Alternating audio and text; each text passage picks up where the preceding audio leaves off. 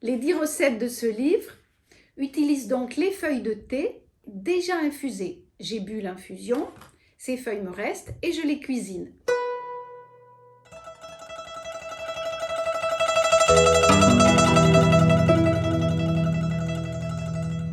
Bonjour, je suis Joëlle, je suis amatrice de thé et de livres aussi puisque j'ai passé ma vie dans les livres étant directrice de médiathèque.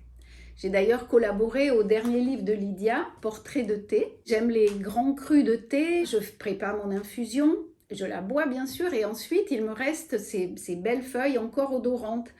Et pendant longtemps, je me disais, mais ces belles feuilles, c'est dommage de les jeter. Tu pourrais les réutiliser. Ces 10 recettes, c'est une façon de recycler le thé. Je bois l'infusion et ensuite, je recycle les feuilles, c'est-à-dire que je les cuisine avec divers mets.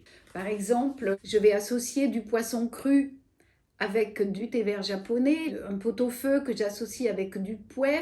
Aujourd'hui, je vais vous en présenter deux qui ne nécessitent pas de cuisson. Tout d'abord des pickles avec un thé puer et puis un thé que je mélange avec un beurre salé. C'est un peu un clin d'œil au beurre bordier.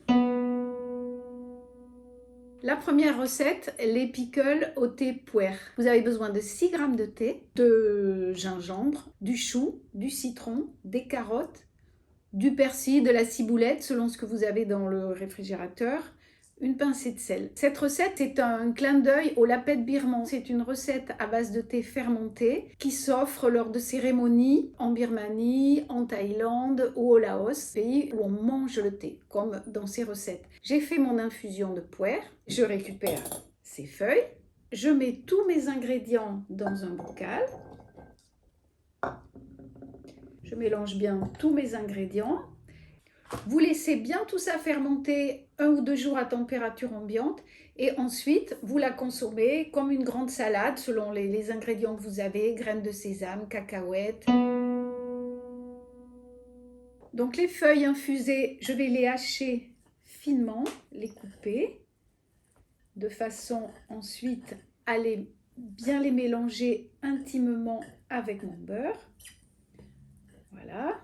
Vous voyez, c'est simple, les feuilles sont tendres, les algues, le thé. Je mélange bien mon beurre avec mon alga narcissus. L'alga narcissus, donc composée de ces algues aux saveurs iodées, rajoutée avec le thé oolong aux saveurs végétales, se mélange bien et j'ai donc maintenant mon beurre tout prêt que je vais mettre au réfrigérateur. Et vous pourrez le déguster, par exemple, avec un vin blanc sec, sur du bon pain,